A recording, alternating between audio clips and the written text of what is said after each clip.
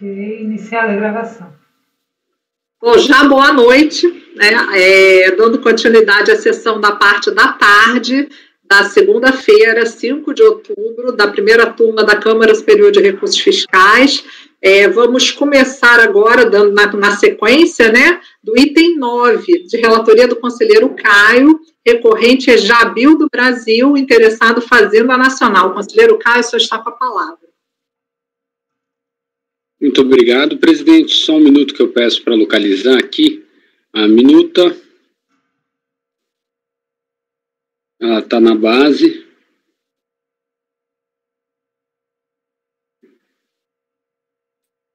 Demorando um pouco para carregar para mim.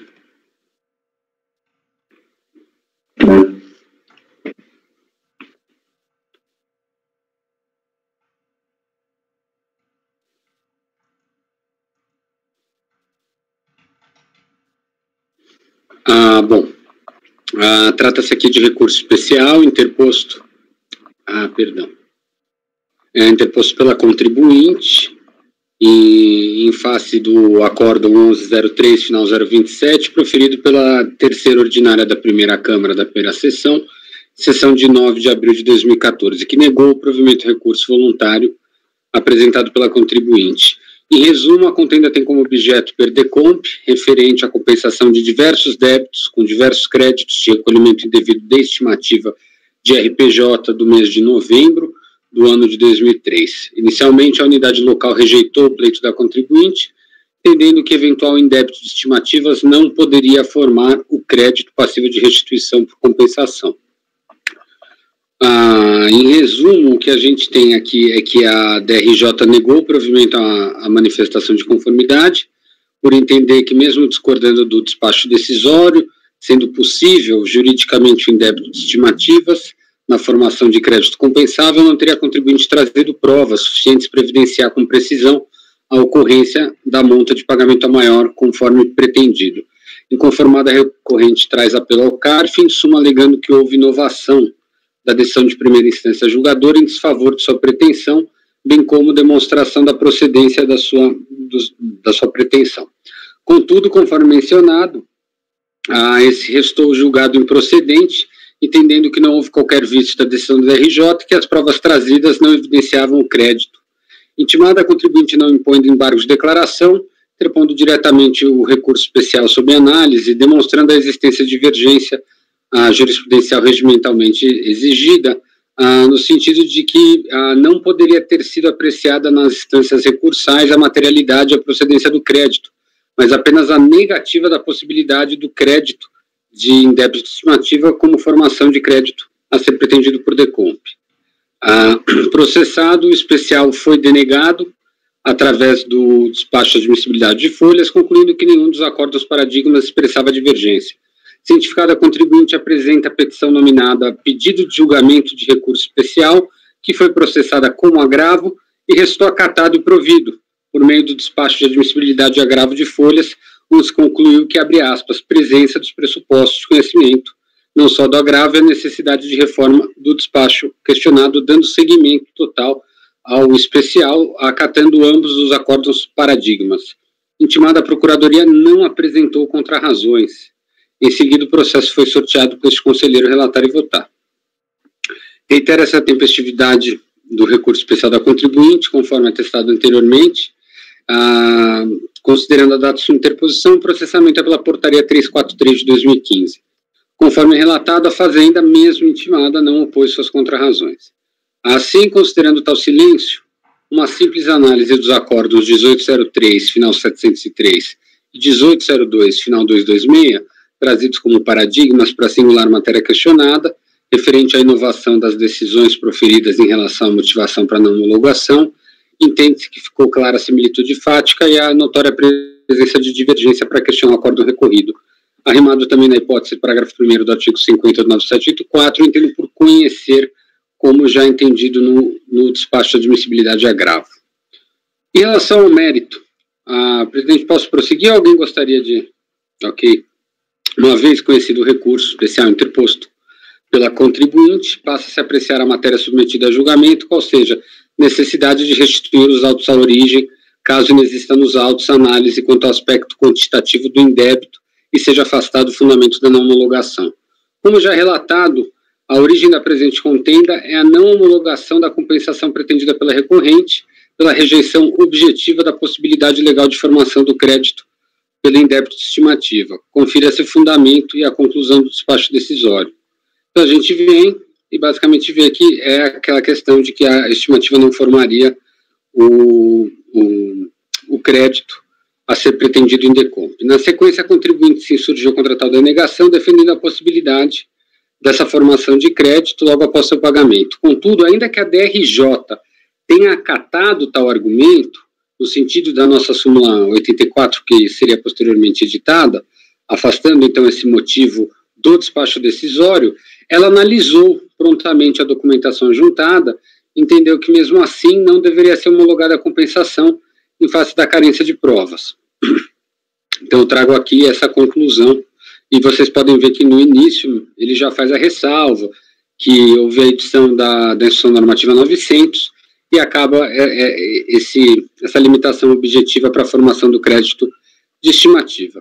Então, em razão de tal revés, o recurso voluntário vem alegando que houve inovação, quando a primeira instância trouxe, então, esse motivo, vamos chamar assim, documental e não mais jurídico, para denegar a sua pretensão.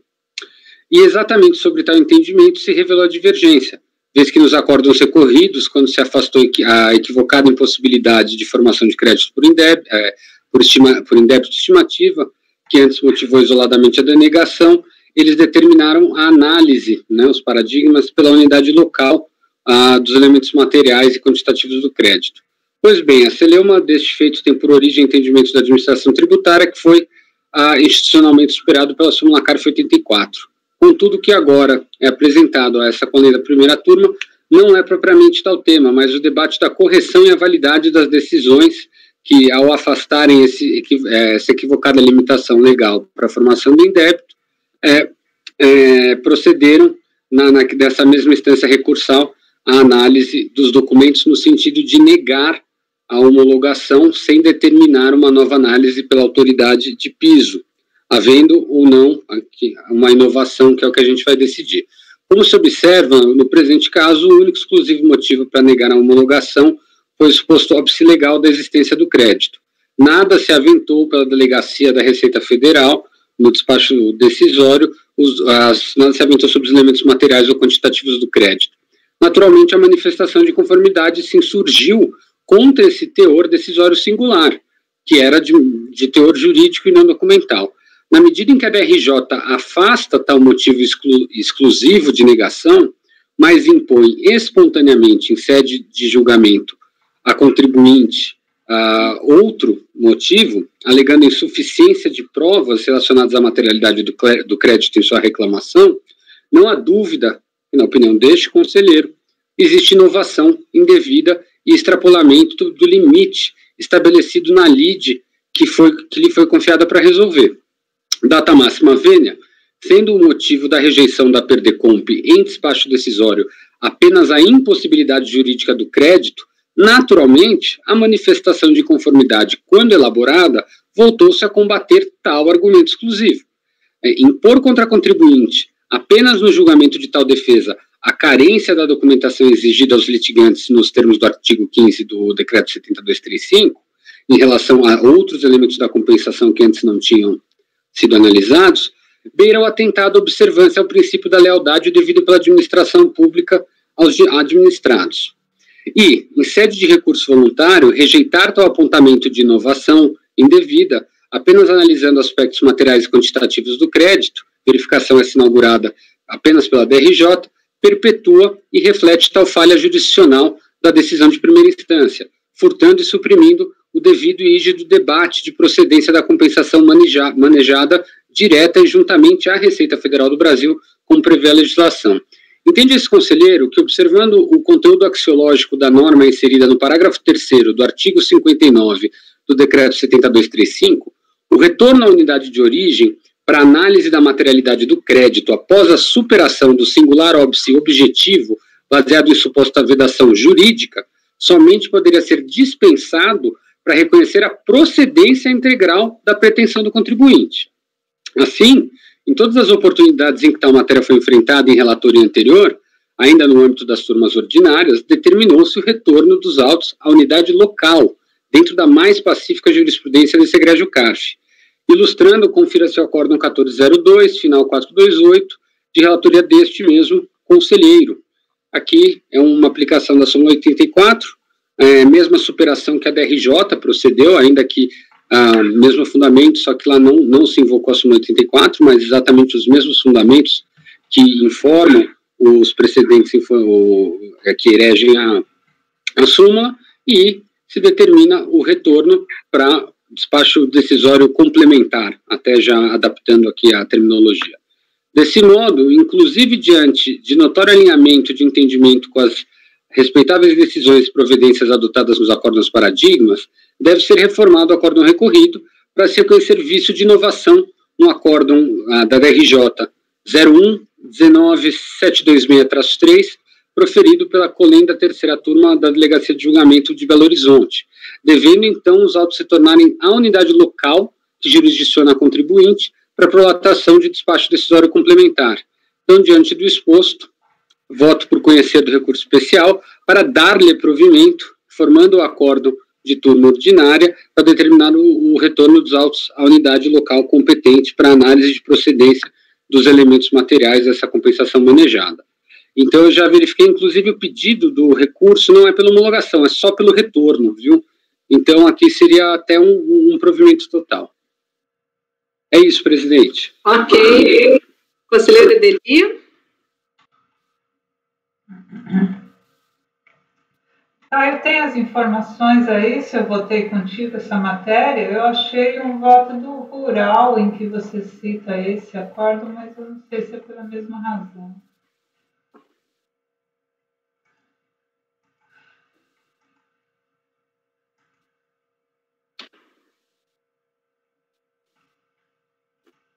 Você está sem microfone. Só esclarecendo, Edeli, primeira questão, preciso verificar se você estava no colegiado. Não, pela data você estava. Mas eu trouxe ele não para ilustrar exatamente esse caso aqui da ocorrência ou não da inovação, mas sim para ilustrar qual é a providência adequada, no sentido retorno à unidade local, e não a situação de, eu supero a limitação, mas já apreciando os documentos que agora estão presentes na LID, eu decido. Então, a situação era pura súmula 84 nesse processo. Só um segundo. Só para contextualizar. Então, a questão houve um pagamento indevido, né? E a unidade de origem emitiu um despacho decisório e falou, não, estimativa não pode ser considerado pagamento indevido. Estimativa você só vai jogar lá no final do período e aí você só pode compor o saldo negativo com ela. Você não pode usar a estimativa para considerá-la pagamento indevido. Este é o ponto, né? Era o ponto. É o ponto inicial, que aí veio todo o percurso do contencioso até chegar aqui na Câmara Superior, não é isso? Mas, exatamente, só que a ocorrência que deu margem à matéria que subiu, e qual é a matéria que subiu? Se a DRJ, quando reconhece que deveria o despacho decisório ter considerado o valor da estimativa na formação do indébito, ao invés da DRJ ter superado isso e analisado os documentos presentes para negar, ela não poderia tê-lo feito. Ela deveria, no momento da superação do argumento do despacho decisório, ter retornado. Então, surge com essa questão jurídica da impossibilidade do indébito da estimativa formar crédito. A DRJ supera preliminarmente, mas ela fala, olha, então eu supero, mas analisando sua manifestação de conformidade, não tem prova aqui da existência do seu indébito. Então, julgo improcedente, ao invés de... Ela também não mandou de volta para verificar, ela mesma já analisou. Isso, e como foi negativa essa análise, o contribuinte subiu ao CARF falando, olha, teve uma inovação. Se ela superou isso, a DRJ deveria ter voltado, e não ela ter julgado em meu desfavor, porque só poderia julgar a meu favor, porque daí supera essa... E daí entendeu a turma, né, ordinária já aqui no CARF, que poderia ter feito isso, que não haveria supressão. Aí eu estou entendendo que nesse caso, exatamente por ter julgado contra o contribuinte, meu principal foco é que como o único fundamento era essa impossibilidade jurídica, a manifestação de conformidade se focou nisso, né?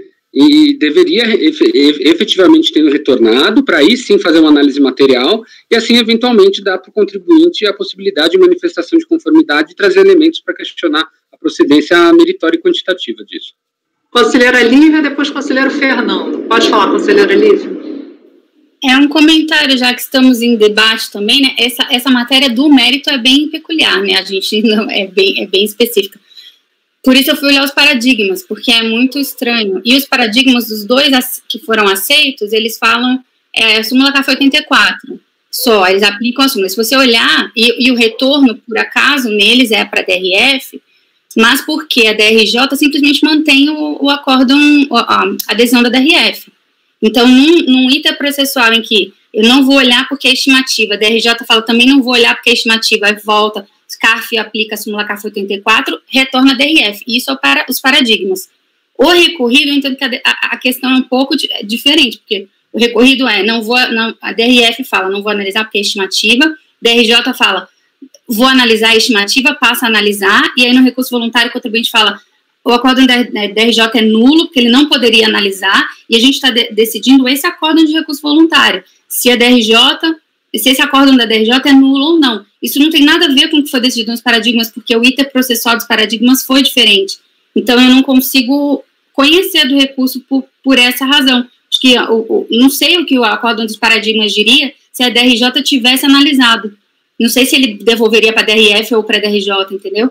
Então, por isso, só colocando a questão para debate, fiz bem rápido aqui, e sei que o relator não fez porque não foi contestado, mas consegui fazer muito rapidamente, acho que não consigo conhecer, mas coloco para debate. Ok, conselheiro Fernando, conselheira Edeli, depois conselheiro Caio. Pode falar, conselheiro Fernando? Pois eu estou com uma certa dúvida, eu tenho uma certa resistência de falar em inovação, assim, nessas questões de PERDECOMP, né? Às vezes surgem algumas coisas no decorrer do processo que eu não veria como inovação. Talvez eu acho que a DRJ pudesse ter convertido o julgamento em diligência. Eu não veria nenhum problema da DRJ, por exemplo, olha, então, pera lá, eu vou pedir ou pelo menos dar a chance do contribuinte, porque até aquele momento ele não tinha sido instado efetivamente a comprovar as questões de fato, mas sim somente uma questão de direito. Eu acho que talvez a DRJ devesse ter convertido o julgamento em diligência para que a unidade de origem intimasse o contribuinte, né, para que ele demonstrasse a prova ali, a fiscalização se manifestasse, depois o contribuinte também se manifestaria e voltava para eles julgarem, né. Eu não vejo, porque a questão problemática aqui é que a DRJ superou o óbice de direito, né? Ela superou o óbice de direito, né? Então, essa questão eu não veria nenhum problema, né? Mas depois criou uma complicação aí no processo, né? Criou uma complicação porque simplesmente o contribuinte foi tolhido aí para exame de prova, não por culpa dele, no meu entender, para uma única instância, que foi para o CARF, porque a unidade de origem não levantou o problema. Aí a DRJ, tudo bem, eu supero a questão de direito, mas você não trouxe prova. Ele falou, mas eu nunca fui intimado para trazer prova, né? E aí vejam bem, como a gente não analisaria até prova aqui, imagina que fosse uma situação eminentemente de prova, o contribuinte teria perdido, não por culpa dele, né, com exame de provas em uma única instância. Eu não vejo problema de, às vezes, a gente avaliar algum elemento só no CARF, quando o contribuinte poderia ter juntado, já tinha sido intimado para isso e acabou juntando isso no recurso voluntário. Agora, quando ele é pego de surpresa no meio do caminho, eu tenho uma certa dificuldade de admitir que o contribuinte não possa recorrer sobre uma matéria ali que ele foi pego de surpresa no meio do caminho, né? Ou quer dizer, pode recorrer, tem direito a um recurso só, né? Mas questão para se discutir. Conselheira Edeli, depois conselheiro Caio. Eu só quero esclarecer, sugerir a Lívia, fui eu que fez o agravo e admiti o recurso especial, e no exame de admissibilidade havia sido negado segmento justamente por essa visão dos paradigmas. E eu fiz outra análise em agravo para entender que eram casos do mesmo contribuinte que tinham chegado com os mesmos contornos, mas já me coloco em pedido de vista de mesa para confirmar esse conhecimento. Se não tiver tempo, depois a gente converte em vista definitiva. Eu não sei, eu lendo meu despacho de agravo, eu já tenho dúvida se eu tirei as informações só do paradigma ou se eu fui buscar outras informações no processo paradigma para fazer a admissibilidade. Então, eu quero rever esse conhecimento e estou procurando aqui para ver se a gente já decidiu essa questão de supressão de instância. Eu sei que nas turmas ordinárias a gente já julgou vários processos que vieram com a superação da impossibilidade de estimativa ou com o erro de crédito, né? E em que a DRJ vai, avança e analisa, então preciso firmar parâmetros mais gerais aí para a decisão desse caso, na linha do desconforto do Fernando também. Vou deferir a vista então de mesa, mas só assim para a gente já estar no assunto, como eu vivi isso na DRJ, e essa história eu acabei participando, existia uma divergência entre turmas de DRJ e entre DRJs em relação a essa situação específica da estimativa. Então, algumas turmas dentro da própria DRJ, que julgavam o PERDECOMP, entendiam que esse indébito ele era passível de compensação e que a IN 900 ela retroagiria, porque na IN 900 deixa de ter o problema da compensação no final do período. E outros entendiam que não, que essa retroatividade ela não existia e que a compensação da estimativa deveria ser no final do período. Diante disso, a COSIT, junto com a Receita, como eu tenho citado aqui em outras vezes, editou o parecer 8 de 2014 e depois ele foi revogado pelo parecer 2 de 2016, que contemplam essas possibilidades. Então, isso, hoje, na DRJ, não aconteceria, Fernando, porque hoje a DRJ ela já está vinculada a aplicar esse parecer da COSIT 2 de 2016, que manda de volta para analisar os aspectos meritórios. Então, diante de uma mudança na legislação, como aconteceu com a IN 900, que suprimiu essa questão do indébito de estimativa, hoje o julgador de DRJ ele já pode ou mandar para verificar, ou ele mesmo já pode verificar pela causa madura. Muitos entendem que já não precisa nem mandar de volta, que é só entrar nos sistemas e verificar. Então, eu queria deixar isso contextualizado, porque foi uma época que eu vivi. Então, é isso. Mas, conselheira dele está deferida à vista. Pode falar, conselheiro Caio. Muito obrigado. É breve. Lívia, em relação ao conhecimento, eu concordo que isso causa até dúvida, até realmente é bastante perspicaz a sua observação, porque o despacho original ele foi nessa linha e depois foi superado.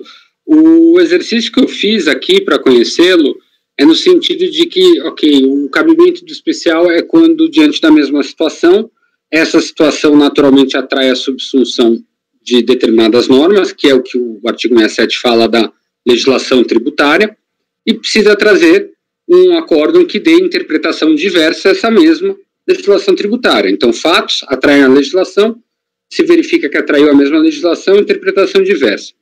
Então, o que foi trabalhado aqui, eu acatei, é que o fato é, quando a matéria o fato quando superado o óbice das ienes antigas, né, vamos chamar assim, em relação à formação do débito, qual a solução jurisdicional legal? Então, nisso, eles têm, na minha visão, similitude fática idêntica, e ficou demonstrado, porque essa é a questão, ainda que não tenha sido afastado em sede de voluntário, ele entra nessa matéria jurídica, ele fala, essa postura, e ele fala, quando afastado já julgar, é jurídica e é legal, né, por causa de tal, e o contribuinte traz outros acordos que, ainda que tenha acontecido lá, foi explicado que seria antijurídico não devolver. Então, eu acho que você consegue, pelo menos, eu entendo o seu ponto, você consegue entender o meu ponto? Eu acho que foi exatamente tratado a mesma partícula que interessava dos fatos, e foi tratada a mesma legislação que regeria isso, só que não entendeu que seria jurídico, e no outro entendeu que seria antijurídico, mas voltar. Então... Conselheira Lívia, desculpa, doutor Caio, interrompeu o senhor já concluiu? Concluiu? Tá. Doutora Lívia, pode falar, mas depois eu já deferi a vista, é só para contextualizar e terminar, porque a gente já tem ponto. Vou analisar o despacho do agravo, não cheguei lá, falei que eu fiz análise preliminar, mesmo que é rápido aqui, né? Vou fazer a vista também, aproveitar o momento e a gente discute com mais... Mas entendo o ponto, Caio. Acho que é exatamente... Só para confirmar, então, desculpa, doutora Lívia, pode concluir, desculpa. Não, conclui. Obrigada. Conselheira Edelia, confirma a vista em mesa? Sim, só queria acrescentar aqui, nessa vista de mesa, outra referência para a conselheira Lívia, 9101004842, Arcelor, da sua relatoria, a gente determinou o retorno para a DRF, mas aqui nem a DRF nem a DRJ havia analisado. A análise foi só em recurso voluntário, só pela turma ordinária. A gente determinou o retorno, afirmou a competência da DRF. Ok, podemos passar para o 11, então. Deferida a vista de mesa para a conselheira Edelia. Vamos passar para o 11, Telepisa, celular, conselheiro Caio ainda. Está com a palavra, conselheiro. Obrigado, presidente. Estou abrindo o arquivo aqui. O meu Microsoft Word pediu para reiniciar, então só um segundo, vai ser rápido. Ótimo.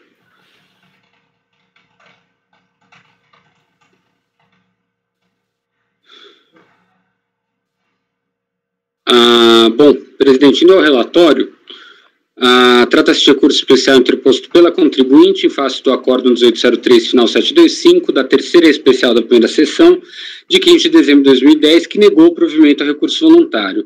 Em suma, a contenda tem como objeto perdecomp, referente à compensação de diversos débitos de estimativa de CSLL, devidas nos anos de 99, 2000 e 2001, com crédito oriundo também de saldo negativo de CSLL, apurado ao final do ano calendário de 98, homologado apenas parcialmente por suposta insuficiência creditícia. Registre-se desde já que o celeuma que prevalece agora nessa instância é imputação proporcional do crédito utilizado na compensação, sendo alocado na quitação do principal, juros e multa de mora, ensejando a homologação apenas parcial da manobra compensatória. Como visto, a DRJ negou o provimento à manifestação de conformidade da contribuinte, mantendo a denegação parcial. Conformada, a recorrente apresentou apelo voluntário a esse egrégio CARF, em suma, reiterando suas alegações de defesa, no qual, como já mencionado, restaram julgado improcedentes. Diante tal revés, a contribuinte interpôs diretamente recurso especial sob julgamento, demonstrando suposta existência de dissídios jurisprudenciais, trazendo decisões em que entendeu como, abre aspas, ilegal a imputação proporcional realizada pela autoridade fiscal e também sobre a impossibilidade de cominação de multa de mora sob estimativas recolhidas em atraso, pugnando pela reforma do acordo. Processado, o recurso foi parcialmente acatado, através do despacho de admissibilidade de folha 326, dando seguimento apenas em relação ao tema da legitimidade da imputação proporcional. Intimada, a PGFN apresentou contrarrazões, mas não questiona a admissão, apenas o mérito. É o relatório. Em relação à admissibilidade, reitera-se a tempestividade. O recurso é processado nos termos da portaria 256 de 2009. Conforme relatado, a Fazenda Nacional, em suas contrarrazões, não se insurge quanto conhecimento. Assim, considerando tal silêncio, uma simples análise do paradigma 1102, final 134, referente exatamente à ilegalidade da imputação proporcional, fica certa e a similitude fática e a notória presença de divergência em relação ao recorrido. Estou arrimado também na hipótese do parágrafo 1º do artigo 50 da 9784, eu entendo por conhecer o apelo interposto. Partindo ao mérito, uma vez conhecido o recurso especial oposto pela contribuinte, passa a analisar, então, a suposta ilegalidade do método da imputação proporcional adotado pela autoridade fiscal na homologação dessa compensação. O tema não é novo e há muito vem sendo tratado por esse CARF. A recorrente, em suma, defende que, abre aspas, a administração não pode pretender transmutar o pagamento feito pela contribuinte e tratar o recolhimento de tributo feito pela contribuinte, novamente, como pagamento de parte de multa de mora. Em outras palavras, ela não pode qualificar o pagamento de multa de mora o recolhimento de tributo. Ponto. A administração fiscal não tem poder e competência para alterar a natureza de um pagamento. Entende que, abre aspas, na hipótese de se entender devida a multa moratória, ela eventualmente deveria vir a ser posteriormente oposta e exigida pela delegacia de forma correta, não por meio irregular e mais oneroso. Invoca o artigo 43 da 9430 e o artigo 138 do CTN como base de seus argumentos. Por sua vez, a Fazenda Nacional apresenta como fundamento, só contra razões, né, o parecer PGFN CDA número 1936/2005, no qual compila os principais fundamentos para a defesa da validade do método da imputação proporcional. Confira-se igualmente a invocação da nota COSIT número 116 de 2004. Bom, pois bem, este conselheiro entende que assiste razão à recorrente, sendo a matéria intimamente relacionada à prerrogativa dos contribuintes de procederem à denúncia espontânea, instituto o qual, na medida em que carrega a verdadeira sanção premial, conforme textualmente reconhecido pelos excelentíssimos ministros do Egrégio Superior Tribunal de Justiça, no julgamento do RESP 1.149.022, sob a dinâmica e efeitos do artigo 543C, a dispensa da aplicação de qualquer pena é reconhecida, inclusive aquela referente à multa de mora. Analisando o artigo 138, ele garante que qualquer obrigação tributária principal vencida poderá ser objeto de quitação voluntária pelo contribuinte, antes da constituição do tributo ou início de fiscalização pertinente, devidamente acompanhado, então, apenas de juros de mora percebido até o momento da satisfação tardia, com a exclusão de quaisquer penalidades correspondentes à infração. Como se observa, o legislador complementar de 1966 atribuiu relevância e efeitos jurídicos diretamente ao ato volitivo do contribuinte saldar o tributo devido e vencido, acrescido apenas de juros espontaneamente. Na medida que a administração tributária estabelece um procedimento arrecadatório que, data vênia, ignorando e contrariando essa vontade exprimida pela conduta do contribuinte e deliberadamente por sua conta própria, aloca valor na satisfação da sanção parte dos recursos manifestamente destinados à satisfação do principal e dos juros, está sendo tolhida do particular uma prerrogativa legal prestigiada hierarquicamente em norma complementar de somente quitar o tributo dos encargos moratórios. O resultado é uma inafastável distorção motivada unilateralmente da relação de que o contribuinte desejava estabelecer com o fisco quando procedeu a tal manobra. Como, inclusive, se observa nos presentes autos, a intenção do contribuinte nunca foi de compensar apenas parcialmente as estimativas CSLL devido e os juros, mas tampouco entendeu como devida a multa de mora, a qual acabou, contra a sua expressa vontade, estampada em declaração, parcialmente saldada. Esse aqui uma coibição indevida à hipótese de conduta legalmente delineada e prestigiada, assim como a direta limitação do alcance da norma do artigo 138. Ainda que a administração tributária possa e deva estabelecer seus procedimentos e todo o iter de sua atividade com base em interpretação institucional da legislação fiscal vigente, sua implementação não pode conflitar com direitos de direito tributário, colidindo com prerrogativas dos contribuintes e representar restrição ou imposição sem objetivo respaldo legal. Lembre-se que a previsão do procedimento de imputação proporcional está formalizada em normas e atos infralegais, como em manuais veiculados em instruções normativas e notas e pareceres dos órgãos fazendários. Inclusive, na mesma esteira, tal situação remete ao fato que, ainda que se reconheça a presença do corolário da praticabilidade tributária como elemento formador de diversas normas do sistema tributário nacional e a sua devida observância na execução das mesmas, é sério que as prerrogativas da fazenda pública e mesmo os privilégios do crédito tributário encontrarão invencível limitação nos institutos de direito tributário e nas garantias dos contribuintes, constitucional e legalmente previstos. Os artigos, eu estou rebatendo aqui os argumentos da Fazenda, os artigos 163 e 167 não respaldam expressamente os procedimentos de imputação proporcional, que nos presentes autos dão margem à homologação parcial da compensação dos débitos da contribuinte pela imposição da satisfação automática da multa de mora. A interpretação fazendária, que lhes invoca como fundamento imediato, deve ser sistematicamente interpretada, não podendo olvidar de outros dispositivos legais, seja do próprio Código Tributário ou mesmo da legislação ordinária. Nesse sentido, a leitura institucional de tais regras pela Receita Federal não pode culminar em desprestígio do instituto previsto no artigo 138, principalmente em ambiente legislativo, posterior ao artigo 43 da 9430, interpretado em conjunto com o artigo 44 da mesma lei, o qual permite a formalização independente e autônoma de exigência de penalidade e juros. Ora, se o contribuinte decide apenas saldar um débito vencido, o principal, acompanhado dos juros correspondentes, seja por compensação ou não, e a administração entende que naquela circunstância seria também devido sanção moratória, existem meios legais disponíveis para sua imposição autônoma ao sujeito passivo, de modo a permitir sua quitação posterior em um eventual contencioso administrativo preciso e adstrito apenas à penalidade de mora, enquanto já satisfeitos os tributos e juros de acordo com a intenção do contribuinte, não distorcendo a sua vontade e a sua conduta. A adoção de hermenêutica que permite a criação de tal circunstância e ocorrências, inclusive excluindo a ponderação da existência de outras normas, que revelariam, então, outra solução institucional menos complexa e menos litigiosa, não pode prevalecer. A ilustre relatora do acórdão recorrido, quando confronta a tua argumentação, chega a afirmar que, abre aspas, é uma faculdade da autoridade administrativa a imputação proporcional. E no final fala a possibilidade de formalizar o direito creditório correspondente exclusivamente à multa e os juros isolada também é uma faculdade. Esta solução jurisdicional, dada no acórdão recorrido, em que entende que seria a faculdade da autoridade promover imputação proporcional ou lançar uma multa, submetendo toda a situação enfrentada à livre discricionariedade do auditor fiscal individualmente competente, reforça, na verdade, a ilegitimidade de tal procedimento adotado, e agora compele seu afastamento. Dessa forma, como anteriormente registrado, assiste razão ao contribuinte, sendo indevido o procedimento de imputação proporcional, principalmente depois do artigo 43, estando insubsistente o ato de não homologação da compensação debatida. Adiante exposto, voto conhecer e dar provimento ao recurso especial.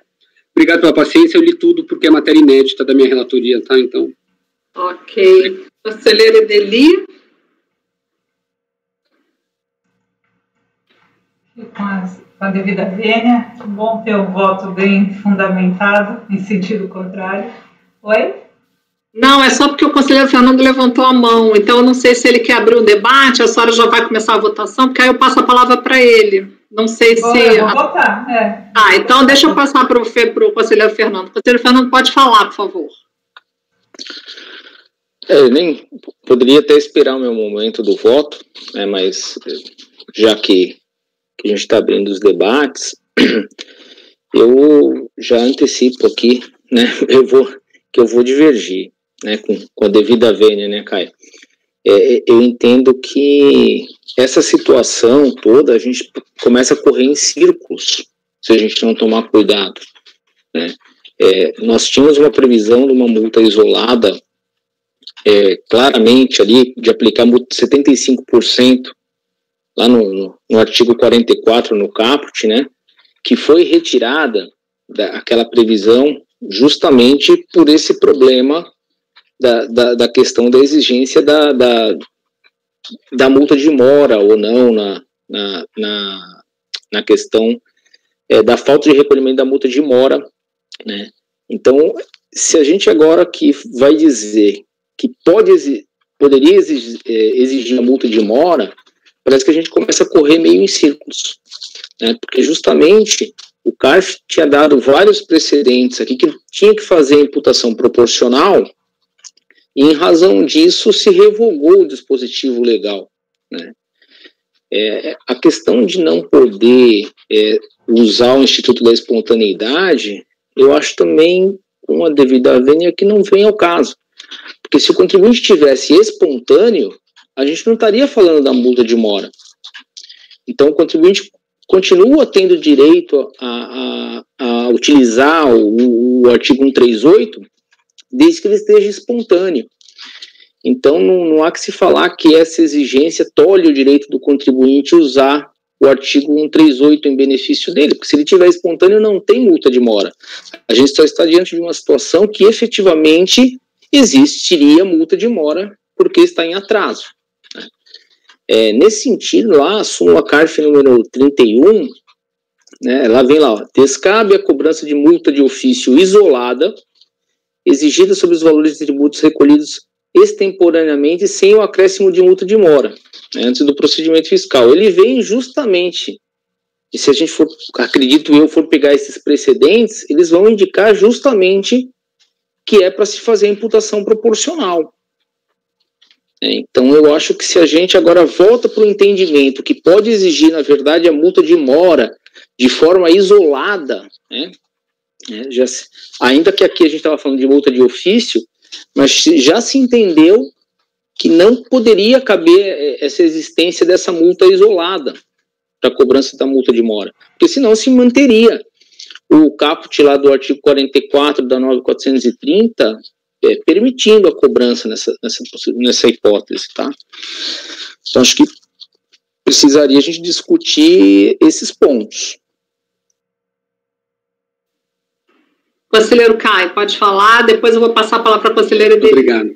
Eu tô total disponibilidade de debater, mas eu já sei que esse debate eu mesmo vou registrar aqui sem problema nenhum, que é um debate bastante institucionalizado, Fernando, então eu não tenho grandes pretensões de convencer auditores como vocês, né, atuais conselheiros que vêm da função de auditores e as exerceram por décadas, né, e julgadores. Então, esse é um daqueles casos que realmente é tese jurídica, mas entendo a posição de vocês. Esse debate, como eu digo, foi a primeira vez que eu formalizo um voto como relator, mas eu já votei muitas vezes, mas existem algumas questões. Eu acho que no seu argumento, Fernando, existe a diferença entre espontaneidade e atraso. Então, o contribuinte, mesmo atrasado, ele está espontâneo. Então, a grande questão é que, lá em 1966, o Rubens Gomes de Souza, ele garantiu que o contribuinte possa, exatamente esse é o ponto, ele pode continuar espontâneo, mesmo que atrasado. Então, a gente tem uma modalidade de conduta, né, previamente, uma hipótese de conduta. Não sei se vocês lembram aquela diferença lá do Tati Bestand e do Schaffelhart.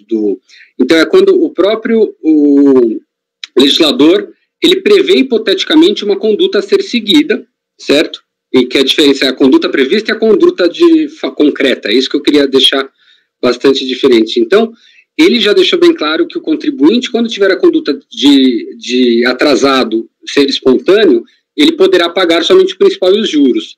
Se alguma norma da administração tributária, por mais legítima, justificável, racional, inteligente que ela seja, eu entendo que tem uma necessidade muito grande de praticabilidade aí, de aplicar a imputação, o grande problema é que ela não pode inviabilizar uma situação que já tinha sido prevista pelo legislador. Então, eu entendo essa questão, Fernando, mas eu continuo a repetir para você, não teria... Você cria algumas circunstâncias e o contribuinte jamais estaria espontâneo, entendeu? Você disse, não, ele poderia até não ser exigido a mora, a multa de mora, era só ele estar espontâneo, eu discordo, era só ele não estar atrasado, mas a lei deixa ele estar atrasado e permite ele ser espontâneo, né?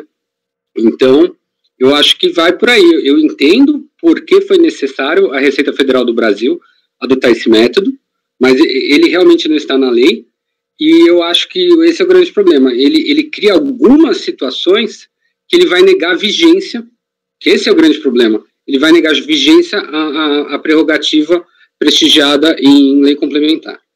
Então, acho que é isso. Mas eu respeito o seu fundamento, eu compreendo.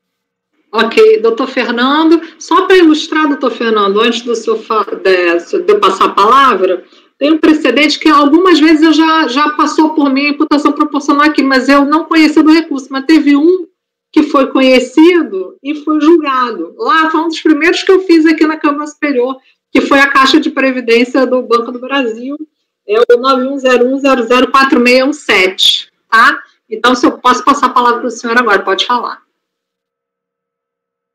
Não, era só talvez uma premissa que eu e o Caio estejamos divergindo.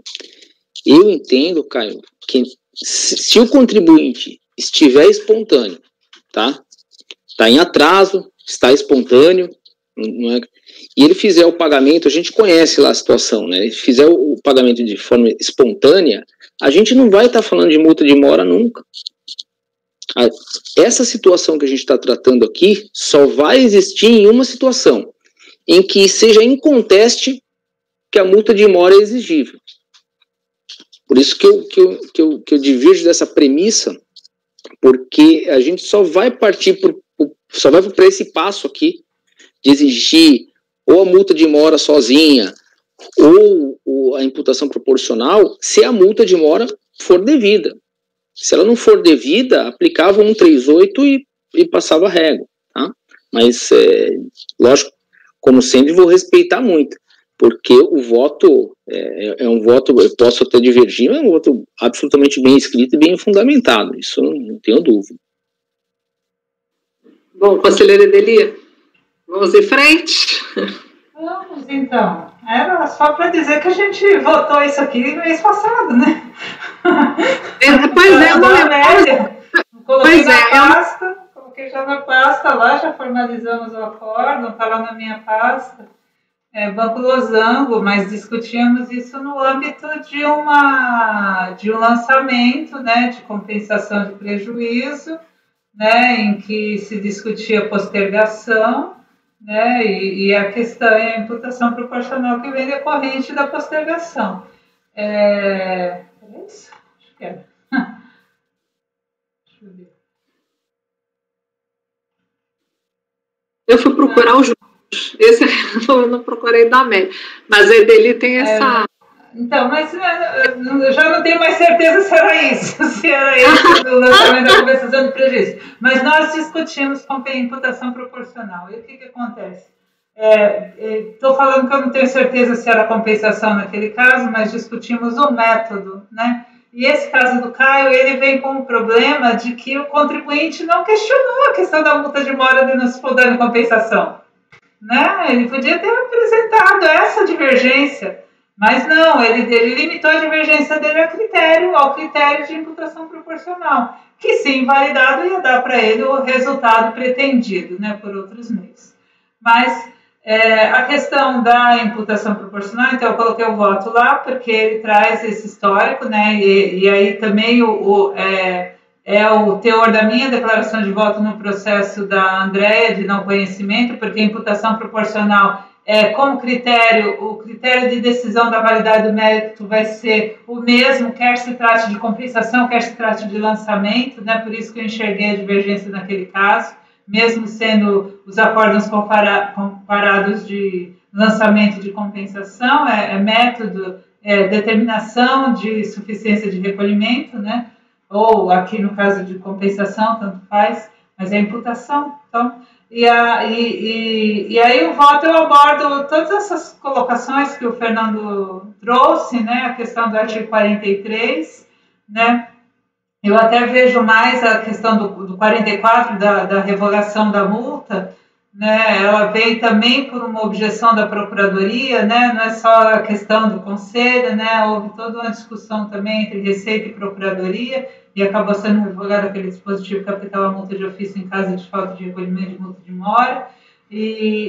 Mas mais que isso, o que é muito importante para mim como critério de decisão é que quando veio o novo Código Civil, o STJ se debateu muito quanto ao critério de imputação por conta das regras do novo Código Civil, né, de dizê-las aplicáveis ou não ao crédito tributário. Então, tinha aquela interpretação de que, pelo Código Civil, o contribuinte poderia escolher a qual parcela imputava o pagamento que ele estava fazendo. E o STJ, analisando essas arguições de aplicação do Código Civil no âmbito tributário, ele disse que não, né, que as regras do direito civil não se aplicam no âmbito tributário, e disse mais, que ainda que o CTN não tenha regra expressa de imputação, como isso é método de cálculo e não forma de extinção de crédito tributário, que a legislação, que a administração tributária pode definir por normativos os critérios a serem adotados, né? E aí a a escolha feita, né, está nas instruções normativas de compensação, a imputação proporcional, e ela está nos pareceres que entendem que, por analogia, deve ser aplicado o mesmo critério que é usado para a determinação do direito creditório. Então, pauto meu entendimento aqui nas decisões recorrentes do STJ que estão citadas aí no voto, dizendo que a imputação proporcional é critério válido e, por isso, diverjo do relator. Ok, conselheira Lívia, como vota? Mas a senhora conheceu do recurso, doutora Edeli? Conheceu. Conhecendo, né, Caio? Não tem objeção ao conhecimento. Né? Ok, perfeito. Conselheira Lívia? É bem interessante o debate, mas tinha ficado isolada sempre nessa matéria de imputação proporcional vencida. Agora vejo que tem um companheiro, inclusive com um voto aqui, está salvo aqui como modelo. Achei fantástico, eu nunca tinha visto um voto tão bem fundamentado sobre isso, e está aqui salvo. Peço vênia, mas concordo com o relator. Ok, conselheira Viviane. Eu acompanho a divergência, curso aqui do contribuinte, né? Não negar provimento. Ok. Conselheira Amélia, como vota? Eu mantenho o posicionamento e acompanho o relator. Ok. Conselheiro Fernando, como vota? Com a divergência, presidente. Ok. Conselheiro Toselli, como vota? Presidente, eu nunca estudei a matéria, sempre achei que era uma coisa lógica a imputação proporcional, o voto do Dr. Caio está muito bom, mas eu ainda vou acompanhar a divergência e vou falar brevemente por quê. Eu acho que a lei não permite você estar atrasado. A lei, ela manda você pagar o tributo dentro do vencimento. Quando você paga dentro do vencimento, o tributo, enquanto obrigação de pagar, é representado só pelo principal monetariamente. Paralelamente, a lei confere um benefício, um direito de não submeter a multa de mora se você, contribuinte, estando em atraso, espontaneamente você recolher o tributo e aí aquela obrigação passa a estar representada por principal mais juros. Aqui não se discute a espontaneidade. Aqui a premissa é o contribuinte não tem o direito de se beneficiar da espontaneidade, portanto a multa é devida. Então, no momento em que ele fez o pagamento ou a compensação, a liquidação, aquela obrigação, tributo não enquanto pedaço monetário, mas a obrigação, ela tinha 3 componentes. O principal, a multa e os juros. A partir do momento que você deixa de pagar um, né, você não escolhe, eu estou pagando principal, eu estou pagando juros, eu estou pagando multa. Você não, você tem que pagar tudo para satisfazer aquela obrigação enquanto a soma dos 3 componentes. Então, ele pagou a menos. E para mim, não passa a ser lógica financeira a imputação. Porque senão, o contribuinte sempre vai falar, não, aqui eu estou pagando parte da obrigação, mas você tem que me pegar a sua parcela, e você nunca vai conseguir fazer uma satisfatividade na mora. Aqui eu acho que é nesse sentido que eu vejo para mim que a imputação, você não vai ver em norma expressa de lei, em violação de ato normativo inferior, porque para mim é um pressuposto lógico da satisfação da obrigação tributária quando a mora se faz presente. Mas confesso que esse seu voto eu vou ler, vou reler, eu peguei um caso que eu vou ainda analisar com mais profundidade, mas nesse momento eu ainda fico com a minha cabeça um pouco também de muita contabilidade matemática, de ser uma técnica de arrecadação, e a multa de mora, ou ela gera a imputação quando a mora está presente, ou ela não gera pela denúncia espontânea. Eu não consigo ver ainda esse terceiro elemento enquanto um critério subjetivo de eu contribuinte escolho alocar aquela parcela do meu patrimônio como eu pedaço para principal, pedaço para mim não, faz tudo uma obrigação só que, como ele não pagou, lógico que tem que fazer o desmembramento. Então, nesse sentido, eu acompanho a divergência. Obrigada, conselheiro Tozelli, eu também acompanho a divergência. Então, foi conhecido por unanimidade, negado o provimento por maioria, vencido o relator Lívia e Amélia. Eu posso fazer o voto vencedor porque eu tenho precedente se nenhum conselheiro se incomodar com o voto que eu proferi nesse 004617. É a minha posição. Não sei se teria alguma ressalva com relação a esse meu voto. Pode ser? Eu não me lembro, Andréia. Você só divergiu de mim no conhecimento. Eu não me lembro do voto, eu não tenho como dizer se no caso você divergiu. Tá, mas é porque eu posso fazer o voto vencedor. Depois se você quiser, eu também faço, porque eu também tenho pronto, mas sempre... não, é porque eu quero te aliviar. Eu sei, mas você tem que estar pronto também. Então vamos lá, conselheira Edeli, voto vencedor. Pronto, está resolvido. Pode falar, doutor Caio. Não, foi sem querer. Tá bom. Pessoal, conselheira Edeli, se puder... só queria agradecer, desejar uma ótima noite aos conselheiros e que amanhã estaremos de volta às 9 da manhã. Muito obrigada. Se puder parar a gravação, Edeli, agradeço.